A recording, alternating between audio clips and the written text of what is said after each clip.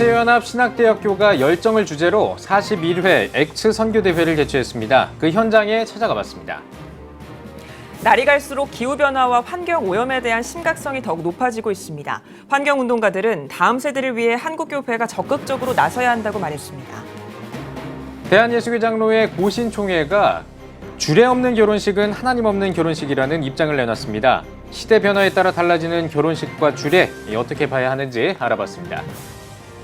한국교회연합이 2019 쪽방촌 독거노인을 위한 사랑의 바포 행사를 진행했습니다. 오는 11월 6일은 사랑의 김장 나눔 행사를 마련할 예정입니다.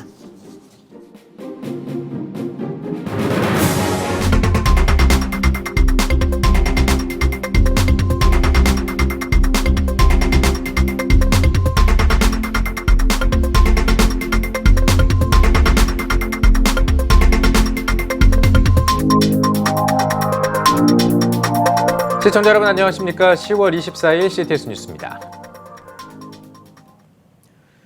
아세아연합 신학대학교가 41회 엑츠 선교대회를 개최했습니다. 열정을 주제로 미래 선교사들의 선교 사명을 일깨우기 위해 열린 선교대회를 장현수 기자가 취재했습니다.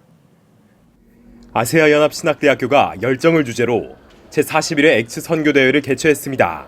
대회 프로그램으로는 수표교교의 김진홍 목사가 설교자로 나선 헌신예배와 부스 행사, 특강 등이 구성됐습니다. 특강의 경우 선교사가 지녀야 할 태도와 선교지의 현실, 세계 난민 현황과 이슬람 선교 등 선교 열망을 가진 학생들에게 실제적 도움을 주기 위한 주제들로 준비됐습니다. 저희 학교는 아시다시피 총장님이 선교학 교수님이 이제 총장님이 되셨잖아요. 그래서 올해는 학생들이 이제 그 각국 선교 연구원 모임에 다 같이 들어가서 그 비전을 좀 공유하게 하기 위해서 전보다 좀 더 적극적으로 이렇게 참여할 수 있도록 독려를 하신 것 같아요. 특강에 나선 파리 제1장로교회 김요한 목사는 무슬림 인구 증가를 경험한 프랑스 사례를 들며 한국도 앞으로 유입될 무슬림과 난민들에게 복음을 전하기 위한 전략을 수립해야 한다고 전했습니다. 이어진 발표에서는 준비된 선교사가 돼야 한다는 메시지가 강조됐습니다. 발표자들은 어떤 목회를 하고 어떤 교회를 만들어갈지 신학생 시절에 미리 방향을 설정해야 선교 과정에서 방황하지 않을 수 있다고 조언했습니다. 또 선교자들이 자신의 생각을 배제하고 하나님이 원하시는 순수한 교회가 무엇인지 끊임없이 고민할 때 세상의 공격으로부터 살아남는 강한 사역을 할 수 있다고 전했습니다. 문화는 변하고 세대도 변하는데 우리는 변하지 않을 수 있거든요. 그런 가운데서 선교가 가능할까? 그래서 좀 계속 우리 사역자들이 신학적 작업을 계속 좀 끊임없이 우리 신학교를 중심으로 해서 선교사님들에게 계속 연장 교육이 주어졌으면 좋겠다라는 겁니다. 아세아연합 신학대학교 측은 학생들이 커리큘럼을 통해 선교지를 피부로 느끼고 선교를 체험하면서 무슬림이나 난민 선교에서도 희망을 보고 있다며 앞으로도 선교지 중심, 현장 중심의 교육과 경험을 제공하겠다고 전했습니다. 우리가 선교지에 가서 선교를 한다는 건 결국은 그 나라의 민족 교회를 우리가 돕기 위해서, 섬기기 위해서 가는 것이기 때문에 단순히 한국인 선교사가 그 지역에 가서 한국인 선교사가 원하는 선교를 하는 것이 아니라 선교지 중심적인 그런 그 사역을 할 수 있는 방향성을 저희들이 도모하고 있다, 이렇게 보시면 될 것 같고요. 미래 선교사들의 선교 열정에 기름을 붓고자 열린 엑츠 선교대회. 선교 사명을 확인하고 선교지 현장 경험을 공유하는 시간이었습니다. CTS 뉴스 장현수입니다. 깊은 바다에서도 심지어 바다새들의 몸속에서도 플라스틱이 나올 정도로 지금 지구는 심각하게 오염되어 있습니다. 환경운동가들은 지구가 머지않아 사라질 수도 있다고 경고합니다. 하지만 대부분의 사람들이 무관심한 경우가 많은데요. 한국교회가 먼저 나서야 한다는 목소리가 나옵니다. 최대진 기자입니다. 지난 5월 한 심해 탐험가가 지구에서 가장 깊은 바다로 알려진 필리핀 챌린저 해연에서 플라스틱을 발견. 지난 10월에는 태풍으로 후쿠시마 원전 방사능 폐기물 유실 사건이 발생하는 등 환경 문제에 관한 뉴스를 종종 접할 수 있습니다. 하지만 환경 보존에 대한 사람들의 관심은 여전히 부족한 상황. 생태신학자이자 기독교 환경운동가인 청량교회 송준근 목사는 일부 교회에서 환경운동에 앞장서고 있지만 대다수의 교회들이 환경운동에 관심이 없다며 한국교회가 환경주일만이라도 철저하게 지키길 바란다고 토로했습니다. 6월 5일 세계 환경의 날을 즈음해가지고 환경주의를 정해놓고 그 주일만큼은 좀 철저히 지키면 좋겠다. 그래서 그런 어떤 그 환경주의를 지키는 방법들에 대해서는 기독교 환경운동 연대 이런 이제 기관을 찾아가서 또는 연락해서 뭐 전시물도 빌리고 또 그 시청각 재료도 좀 빌리고 또 그런 노하우도 얻어가지고 이제 교회 학교에서 어떻게 할 것인지 그런 것도 담임 목사가 책임을 가지고 교회 안에서 실시한다면 좋지 않겠는가.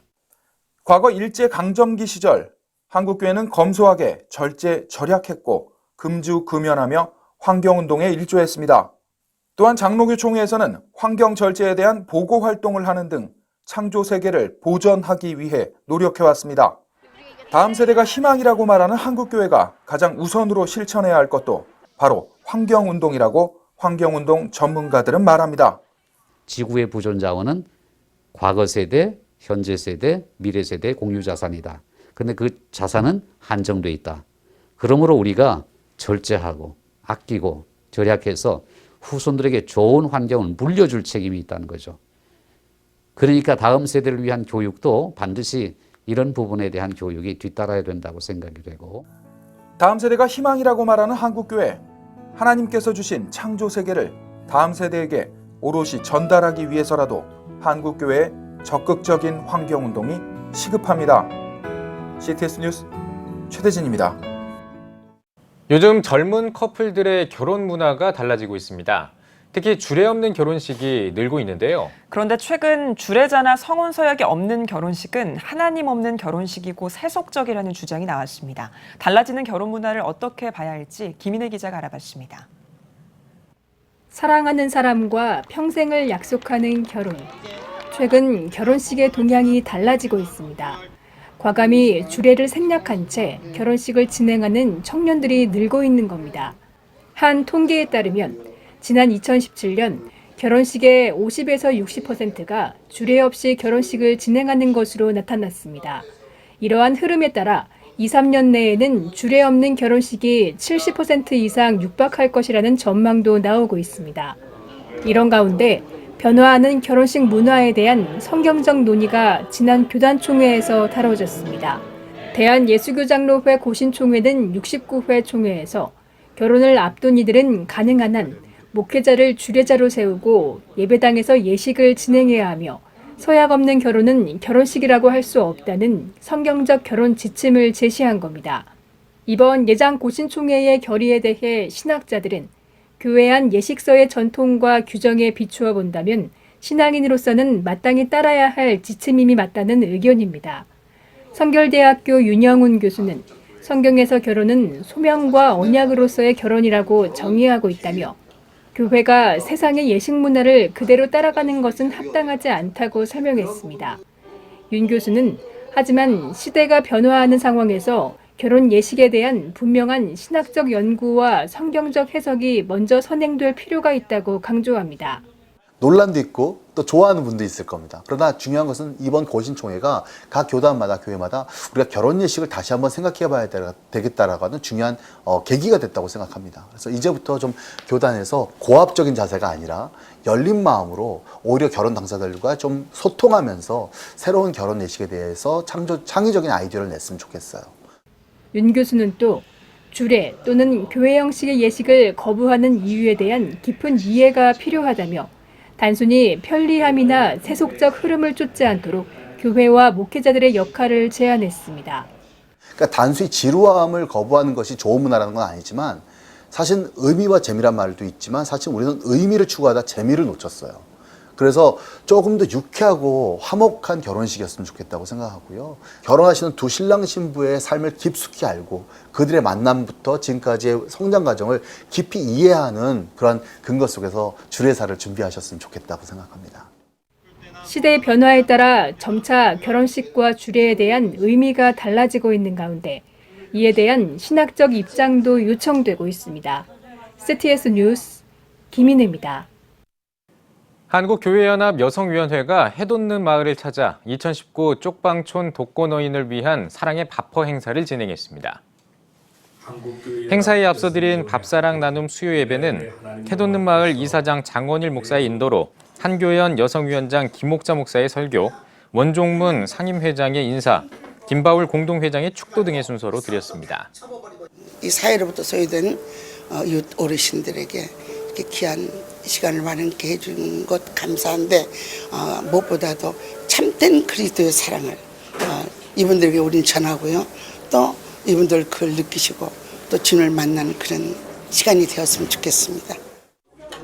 해돋는 마을은 매주 수요일과 주일에는 예배를 드리고 점심 무료 급식을, 평일에는 아침과 점심 무료 급식을 제공하며 소외된 이웃을 위한 섬김과 나눔에 앞장서고 있습니다. 한국 순교자의 소리가 이번 주에 기도 제목을 발표했습니다. 순교자의 소리는 25일 금요일에 파키스탄 소수 언어 집단에 맞춘 성경 번역 사역을 위한 기도를 요청했습니다. 26일에는 방글라데시 최전방 사역자가 순교자의 소리를 통해 방글라데시 사람들이 복음을 받아들일 수 있도록 기도해달라고 요청했습니다. 27일에는 힌두교 축제인 디왈리가 시작하는데 힌두교 신자들이 예수 그리스도의 빛을 발견할 수 있도록 기도해달라고 전했습니다.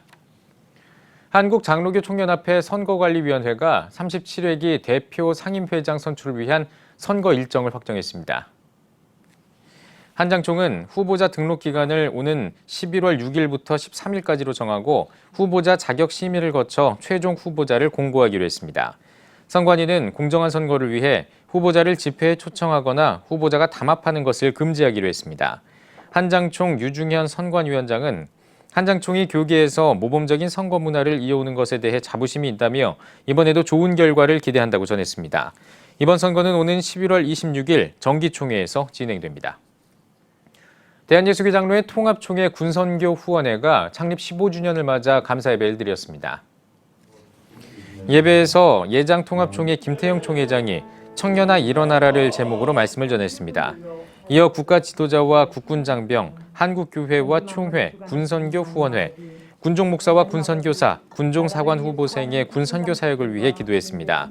아울러 장학금 수여와 군선교 정책 방향 설명, 리민식 증경총회장의 격려사 등의 순서가 진행됐습니다. 국제의료 NGO이자 대북지원단체인 샘복지재단이 북한 어린이와 산모를 위한 겨울나기 캠페인 북한 꼬마 사랑을 입다를 전개합니다. 캠페인은 북한 어린이들과 산모들에게 장갑과 모자, 담요 등의 방한용품과 의료용품을 지원하기 위해 마련됐습니다. 후원을 통해서 모인 방한용품은 샘복지재단 국제본부와 중국본부를 통해 북한의 어린이들에게 전달할 예정입니다. 샘복지재단 박세록 대표는 북한 어린이들이 따뜻한 겨울을 보내고 건강하게 자랄 수 있도록 많은 도움과 참여를 요청한다고 전했습니다. 평천교회가 제32회 지역사회를 위한 사랑나눔 바자회를 개최했습니다. 바자회 개회 예배에서 평천교회 리명성 목사가 손님들을 사랑으로 대접합시다를 제목으로 말씀을 전했습니다. 이어 경기도 안양시 최대호 시장의 축사와 테이프 커팅식 등의 순서를 진행했습니다. 바자회에서는 떡볶이와 만두 등 다양한 먹거리를 비롯해 각종 한약재 등을 판매했습니다. 전미복음주의협회가 백인이 아닌 사람으로는 처음으로 한국계 미국인 월터 킴 목사를 차기 대표로 선출했습니다. 차기 대표로 선출된 월터 킴 목사는 밴쿠버에 있는 리젠트 칼리지에서 목회학 석사, 하버드대학교에서 박사 학위를 취득하고 지난 2013년부터 전미복음주의협회 이사로 활동해왔습니다. 월터 킴 목사는 선한 영향력을 미치고 있는 전미복음주의협회를 위해 헌신할 수 있게 돼 감사하다며 복음의 증인으로 부름을 받아 협회를 이끌게 돼 영광이라고 소감을 밝혔습니다. 크리스천 포스트는 아시아와 남미, 아프리카에서 복음주의가 성장하고 있고 미국에서도 이민자들이 교회를 세우고 있다면서 전미복음주의협회도 이런 변화의 흐름을 반영하고 있다고 분석했습니다. 선교 전문가들이 이슬람 국가인 사우디아라비아가 문호를 개방한 것과 관련해 긍정적인 신호라고 밝혔습니다. 사우디는 지난달 27일 사상 처음으로 우리나라를 포함해 세계 49개 나라의 관광 비자를 발급하고 해외 가수 최초로 방탄소년단의 공연을 허가하는 등 개방, 개혁 속도가 빨라지고 있는 것으로 알려졌습니다. 이러한 변화와 관련해서 한 현지 선교사는 사우디는 무슬림이 아닌 다른 종교인의 공개적 신앙생활이나 사적 모임은 할 수 없는 곳이지만 개방을 지속하면 분위기는 이전보다 달라질 것이라고 전망했습니다.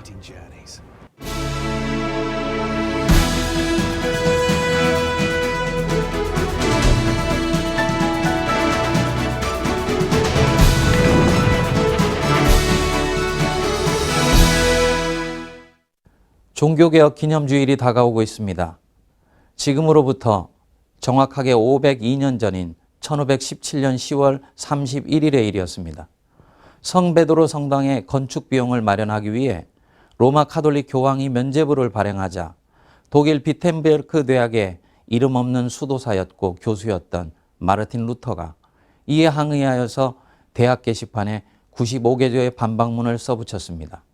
이 반박문이 독일은 물론 유럽 전역으로 들불처럼 번져나가면서 교회개혁에 불을 당기게 되었습니다. 오직 믿음, 오직 성경, 오직 그리스도를 모토로 참된 그리스도 교회를 회복하여 하나님의 통치를 이 땅에 가져오려고 했던 열망이 개신교를 만들어낸 것입니다. 그로부터 502년이 지난 오늘날 우리 한국교회는 전형적인 종교개혁적 상황에 직면해 있습니다. 교회의 머리시고 주인은 오직 예수 그리스도 한 분인데 오늘날 한국교회는 주인 되신 예수님은 교회의 저 구석으로 밀려나 계시거나 문 밖에서 기다리시는 상황이 되어가고 있습니다. 물론 몇몇 건강한 교회는 있습니다만 전반적으로 교회는 만모니즘에 물든 배금주의, 다원주의, 율법주의, 전통주의 등 온갖 세상적 문화와 가치가 주인 노릇을 해가고 있는 형국입니다. 그리스도께서 보이지 않는 그리스도교가 되어가고 있는 것입니다. 이로 인해 한국교회의 영성은 점점 빈약해지고 복음의 능력은 실질적으로 상실되어가는 뼈아픈 결과를 가져와서 많은 사람들, 특히 젊은 사람들이 교회를 떠나고 있습니다. 제가 섬기는 교단만 해도 지난 2년 사이에 17만 명의 교인들이 교회를 떠났습니다. 주일날 출석교인 1000명이 되는 교회가 2년 사이에 170개 사라져버린 것입니다. 이런 상황에서 특정 교회의 목회직 대물림 문제가 불거져 나오면서 그렇지 않아도 사회적 신뢰도에서 의심을 받았던 한국교회는 더욱 깊은 수렁으로 빠져들어가고 있는 형국입니다. 종교개혁 500주년이 되었을 때 우리 한국교회는 대대적인 행사를 하면서 지금이 종교개혁적 상황이라고 역설했습니다. 결과적으로는 실질적 반향이 많지 않았었습니다. 그로부터 2년이 지난 지금 이제는 교회가 살아남기 위해서라도 개혁을 해야 되는 절대절명의 상황에 직면해 있습니다. 시청자 여러분, 사실 개혁자 루터가 분노했던 면죄부 발매는 당시로서는 새로운 일이 아니었습니다. 십자군 전쟁이 끝난 후부터 이미 여러 형태의 면죄부가 발매되고 있었습니다. 그리고 많은 신자들은 이를 전통의 일부로 여겨 당연시했습니다. 하지만 하나님의 말씀에 붙들린 젊은 수도사, 참된 그리스도교를 주님께 올려드리고 싶었던 루터에게는 이것이 교회의 생사가 걸린 문제로 다가왔습니다. 자신의 신앙적 양심을 걸고라도 이를 관과할 수 없었던 것입니다. 그리고 그의 신앙적 순전함이 결과적으로 개혁을 가져오게 되었습니다. 종교개혁주일이 다가오면 이제 습관처럼 회자되는 개혁이 아니라 우리 내면의 갱신으로부터 시작하여서 진정성 있게 한국교회가 교회의 주인 되신 예수님만이 왕이 되셔서 교회의 모든 구석구석을 다스리시는 그리스도의 신부로 갱신되는 역사가 일어났으면 좋겠습니다. 이때 한국교회는 다시 일어서게 될 것이고 길을 잃은 세상은 교회를 통해 다시 빛을 보게 될 것입니다. CTS 칼럼이었습니다.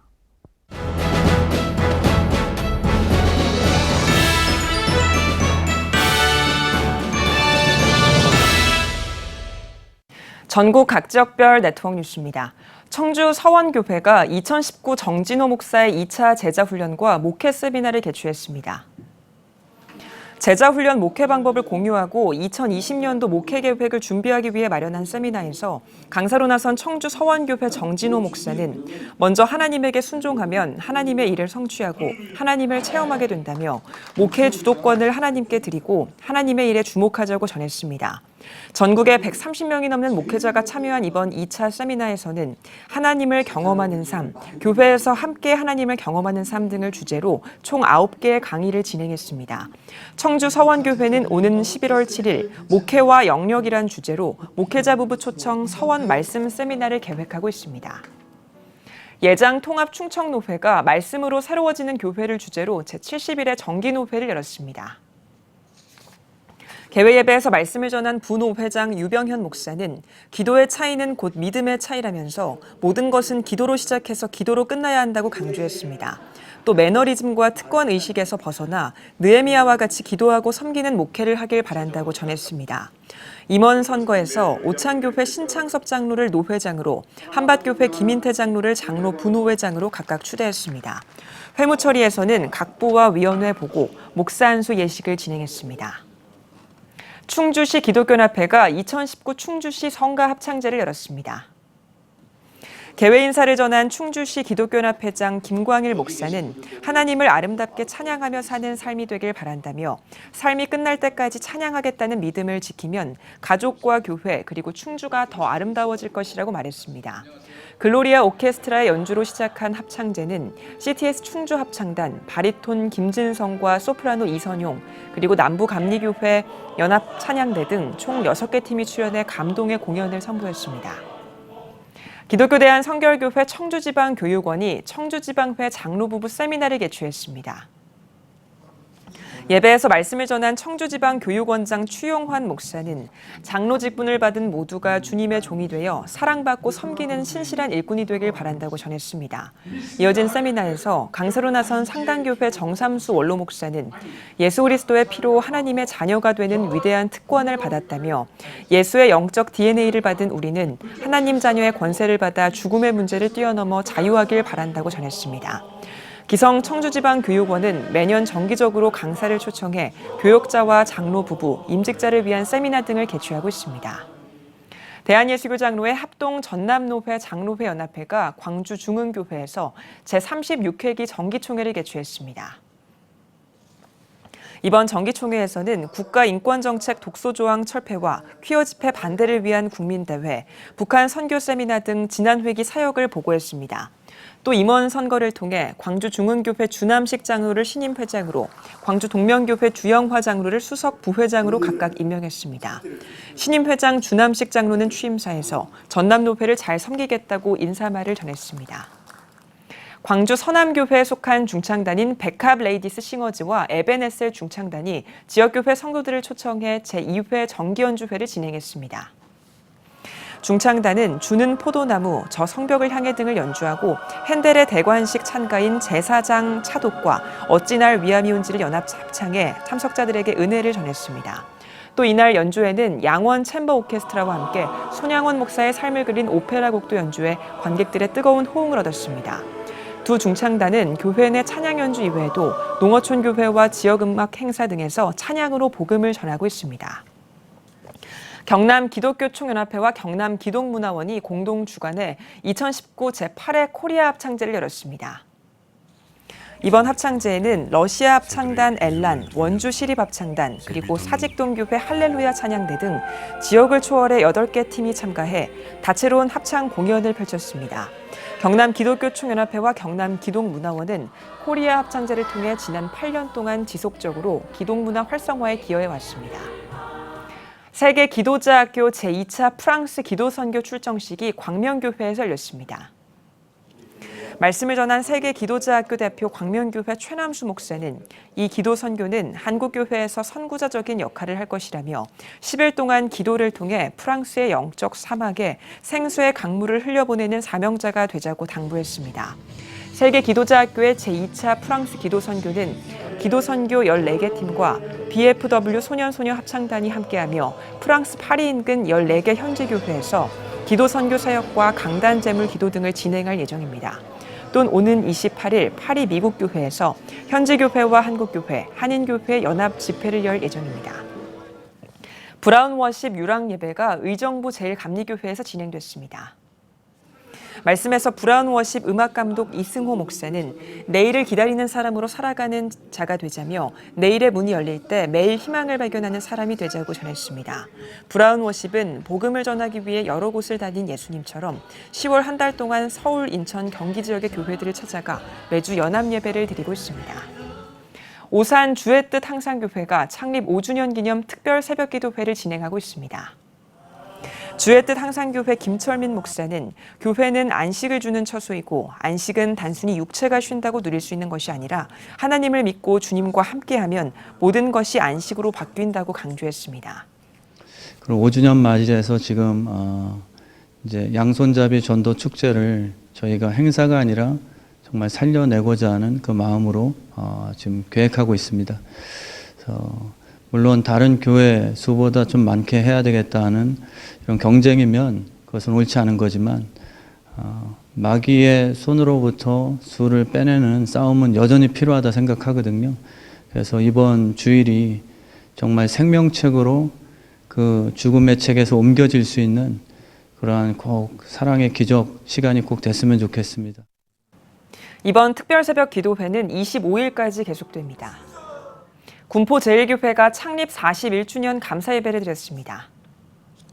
감사와 화목이란 주제로 말씀을 전한 군포제일교회 권태진 목사는 41년 전 천막교회로 시작해 오늘과 같이 성장하고 부흥해온 과정은 오직 하나님의 은혜로 이루어졌다고 고백하며 하나님의 사랑이 우리를 강건함으로 우리 모두 사마리아 땅끝까지 복음을 증거하는 복음 전달자가 되길 바란다고 말했습니다. 이날 예배에는 교회 역사를 돌아보는 영상을 상영하고 어린이 연합 찬양단이 찬양하며 특별히 세계교회 성장대회에 참석하기 위해 우리나라를 방문한 스리랑카 목회자 일행이 함께했습니다. 여호수아 군선교회가 육군훈련소 연무대교회에서 전도 집회를 열었습니다. 중부지역 남전도회연합회와 여호수아 군선교회가 함께 진행한 이번 집회에는 프라이드 밴드의 찬양과 군포 창현교회 강석희 목사, 삼본 아름다운 교회 최수철 목사 등이 강사로 참석했습니다. 또 성극 등을 통해 장병들에게 복음을 전했습니다. 눈물을 흘리시는 분들도 있고 내가 저런 과정에 있었던 거구나, 하나님이 나를 만들어 가시는 과정이구나 하면서 감동을 받을 때 이 메시지가 나를 통해서 하나님이 말씀하시는 거다라는 게 느껴질 때가 있어요. 네, 그래서 그런 부분에서 도구로 쓰인다는 게 정말 감사하다고 마음이 들어요. 복음을 듣고 찬양을 하고 기쁨으로 마음을 열어놓고 예배를 참석하는 게 참 마음이 기쁘고 감사합니다. 앞으로 더욱 군목들과 함께 군선교에 힘쓰도록 그렇게 생각을 하고 한국교회의 부흥과 성장은 군 복음화에 달려 있습니다. 여호수아 군선교회와 은혜 짜장 선교단은 이날 짜장면 12,000인분을 장병들에게 제공했습니다. 한국기독교장로회 제주노회가 제주 남부교회에서 제97회 2차 정기노회를 개최했습니다. 개회 예배에서 말씀을 전한 기장 제주노회장 김대헌 목사는 화해와 회복하게 하는 주님을 의지하고 제주의 모든 교회들이 하나 되어 주님의 복음을 전하는 데 최선을 다해 나가자고 전했습니다. 이어 회무 처리에서 주요 안건 심의 등을 진행했습니다.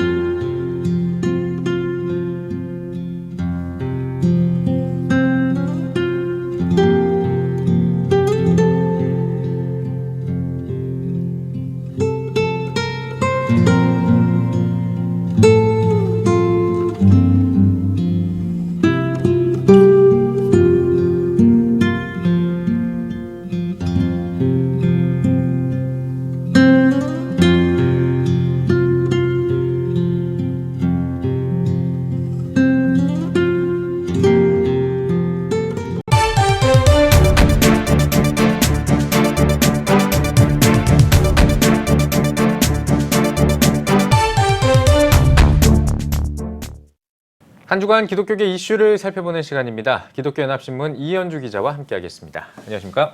네. 자, 얼마 전에 태풍 때문에 교회 첨탑이 이제 쓰러지는 일이 발생을 했습니다. 근데 이 일이 있고 나서 서울시에서 전수조사를 이제 시작했다고 하는데 이게 어떤 내용입니까? 네, 지난 9월에 한반도를 지나간 태풍 링링 기억하실 텐데요. 예. 초속 30에서 40m 이상의 바람이 불어서 굉장히 위협적이었습니다. 서울은 직접적인 영향권이 아니었는데도 피해가 상당했는데 예. 아마 그 보도를 보셨으면 기억하시겠지만 도봉구의 한 건물 옥상에서 네. 교회 첨탑이 떨어져서 굉장히 큰 피해가 날 뻔도 했었습니다. 네. 교회의 위치를 알리고 십자가를 세우기 위해서 세우는 교회 첨탑이 태풍과 같은 강한 바람 앞에서는 무기로 바뀔 수 있는 위험한 시설물로 분류되고 있습니다. 태풍이 안 오면 좋은데 태풍이 올 때마다 교회 첨탑 사고가 일어나니까 문제가 되고 있는 것이죠. 네. 예. 그러면은 이제 서울시가 교회 첨탑을 조사하기 시작했다는 내용도 좀 전해주시죠. 네, 맞습니다. 그 태풍으로 인해서 세워진 그 첨탑들이 추락한 사고가 나자 서울시가 서울 시내 종교시설 중에 첨탑이 얼마나 있는지 좀 실태 조사를 해보고 안전한지 점검하자 이런 조사에 착수했다고 합니다. 예. 지난 21일에 서울시가 밝힌 바에 따르면요.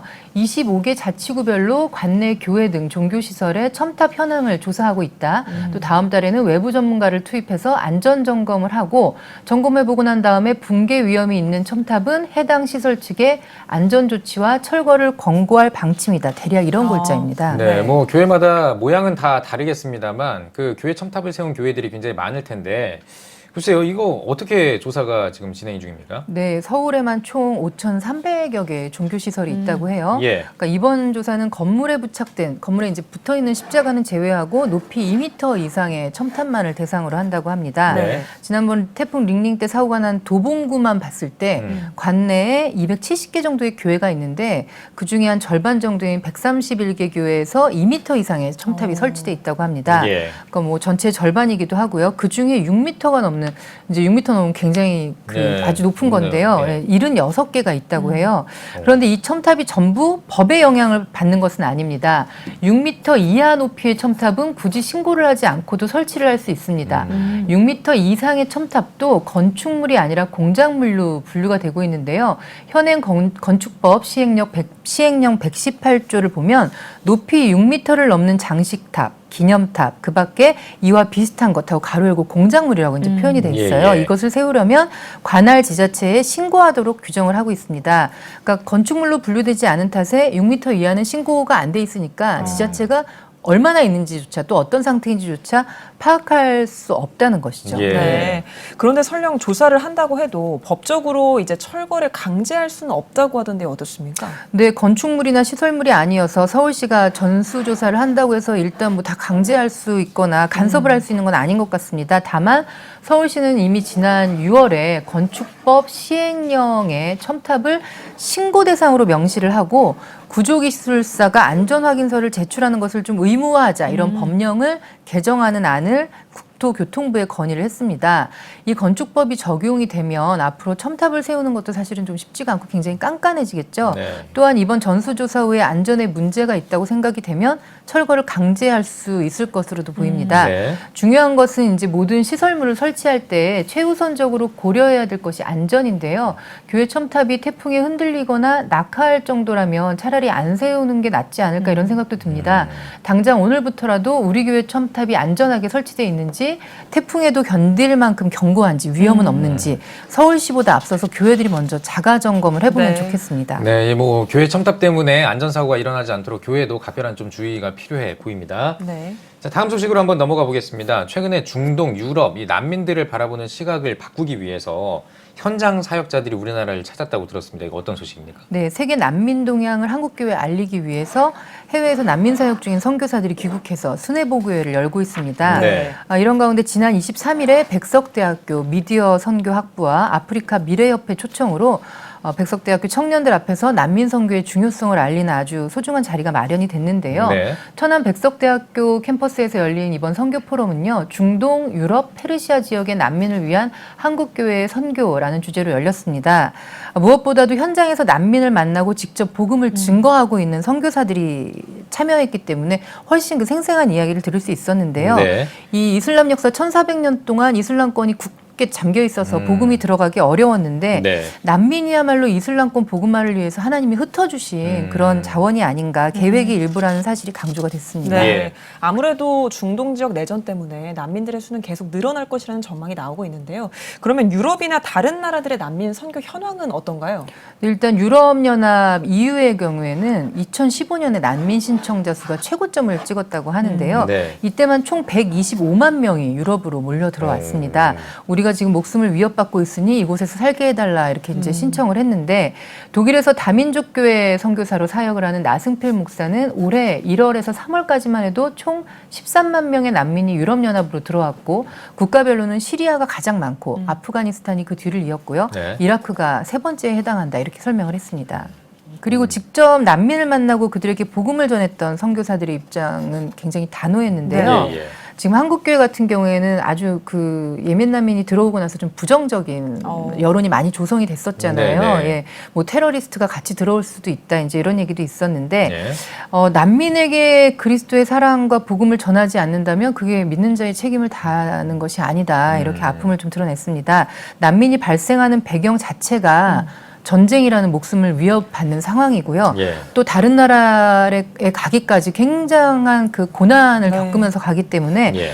아주 절박한 상황에서 복음이 훨씬 들어가기 쉽고 그들에게 먹을 것과 입을 것, 거주할 것과 같은 필요를 채워줄 때 그리스도의 사랑으로 말씀이 심어지더라. 이러한 그 사례들을 많이 소개를 했습니다. 예. 그러니까 난민이야말로 복음의 수용성이 가장 높고 또 우리가 이슬람 국가에 들어가지 못하니까 하나님이 세계로 흩으신 우리 곁으로 보내주셨다. 이렇게 확신하고 있었습니다. 네. 그러면 구체적으로 어떤 활동들을 진행하고 있었는지 그 부분도 듣고 싶습니다. 네, 이집트에 사역하시는 선교사님께서 그 중동 내에서 유일하게 이제 기독교 역사와 전통이 보존되고 있는 나라가 이집트인데요. 예, 예. 이집트의 경우에는 복음 전도를 위한 시도가 굉장히 활발하게 일어나고 있다 이렇게 설명을 했습니다. 이집트뿐만이 아니라 터키의 시리아 난민을 지원하는 사역을 이 선교사님께서 하고 계셨는데, 이집트 교회가 복음으로 일어나게 하는 기도 운동과 또 난민들을 위한 생필품 전달, 난민 어린이들을 위한 학교, 그리고 난민 아동들이 굉장히 어둡다고 해요. 너무 힘들게 와서 네. 두려움에 가득 차서 그들에게 웃음을 찾아줄 수 있는 다양한 이벤트 이런 것도 하고 있다고 하는데 가장 눈길을 끈 것은 아랍어 성경 배포 사역이었습니다.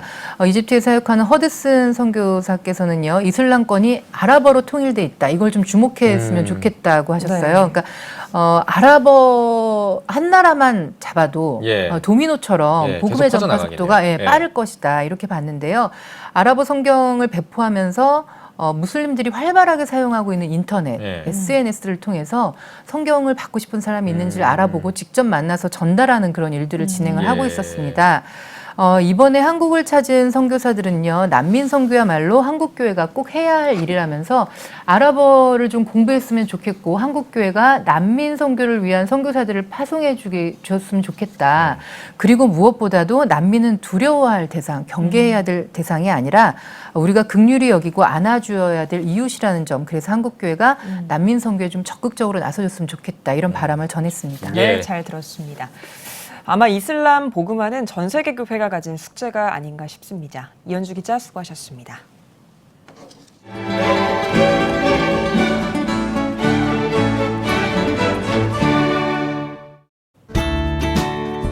내일은 전국에 구름이 많겠습니다. 아침 최저 기온은 11도에서 17도, 낮 최고 기온은 18도에서 24도가 되겠습니다. 주간 날씨 예보입니다. 고기압의 영향으로 대체로 맑겠습니다.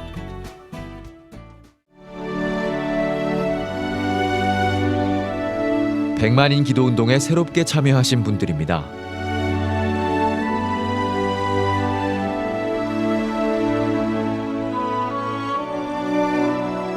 백만인 기도운동을 통해 보내주신 후원금은 국내는 물론 전 세계를 향한 CTS의 영상 선교 사역을 위해 소중하게 쓰이고 있습니다.